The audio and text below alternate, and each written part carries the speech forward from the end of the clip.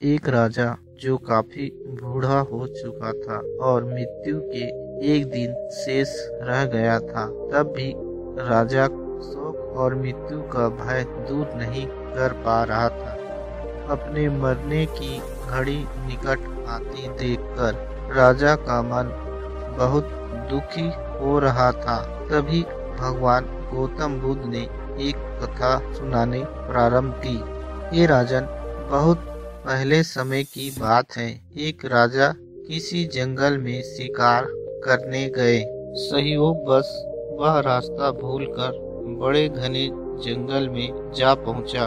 उसे रास्ता ढूंढते ढूंढते रात्रि हो गई और भारी वर्षा पड़ने लगी। वह राजा बहुत डर गया और किसी प्रकार उस भयानक जंगल में रात्रि बिताने के लिए विश्राम का स्थान ढूंढने लगा। रात के समय में अंधेरा होने की वजह से उसे एक दीपक दिखाई दिया। वहां पहुंचकर उसने एक गंदे बहेलिया की झोपड़ी देखी।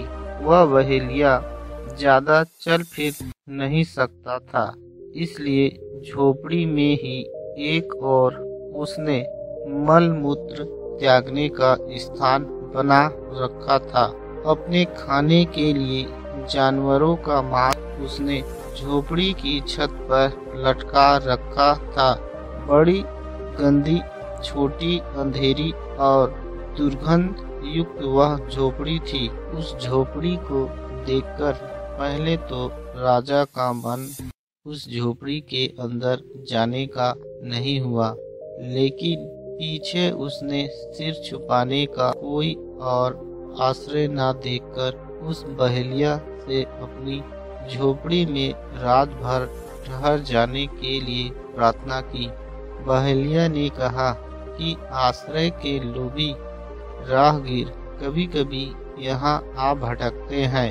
मैं उन्हें ठहरा तो लेता हूँ, लेकिन दूसरे दिन जाते समय वे बहुत झंझट करते हैं।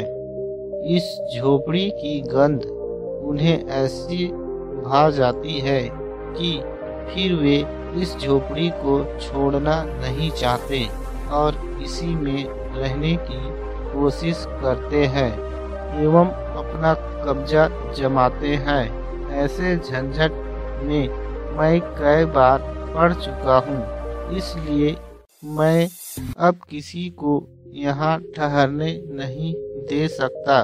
मैं आपको भी इसमें नहीं ठहरने दूंगा।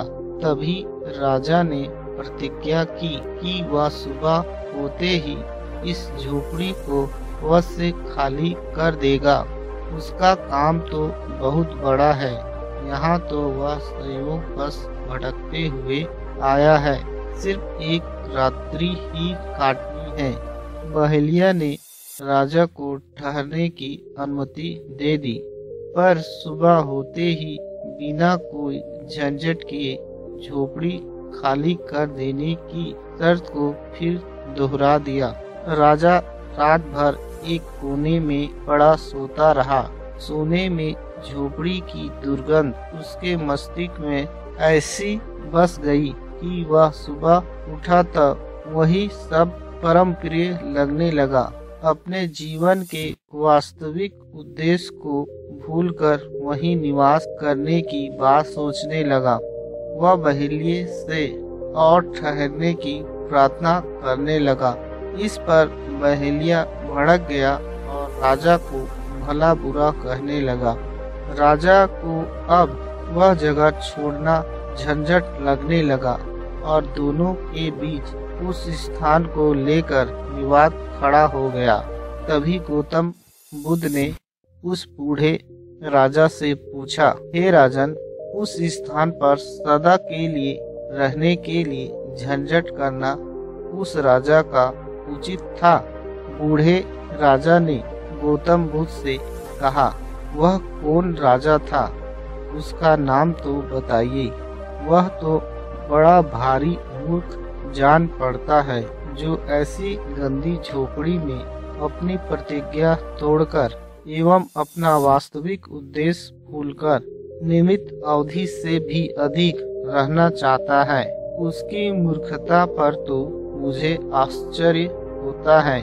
गौतम बुद्ध ने कहा, हे बूढ़े राजन, वह बड़े भारी मूर्ख तो स्वयं आप ही है, जो इस मल मूत्र की गठरी देह में जितने समय आपकी आत्मा को रहना आवश्यक था, वह अवधि तो कल समाप्त हो रही है। अब आपको इस लोक को त्याग कर उस लोक को जाना है जहाँ से आप आए हैं। फिर भी आप झंझट फैला रहे हैं और मरना नहीं चाहते। क्या यह आपकी मूर्खता नहीं है? बूढ़े राजा का ज्ञान जाग पड़ा और वे बंधन मुक्ति के लिए तैयार हो गए और उसे मालूम हो गया कि अब मुझे इस दुनिया को छोड़कर जाने का समय हो गया है। दोस्तों, जीवन की यही सच्चाई है। हमें भी एक न एक दिन इस शरीर को त्याग कर जाना ही होगा।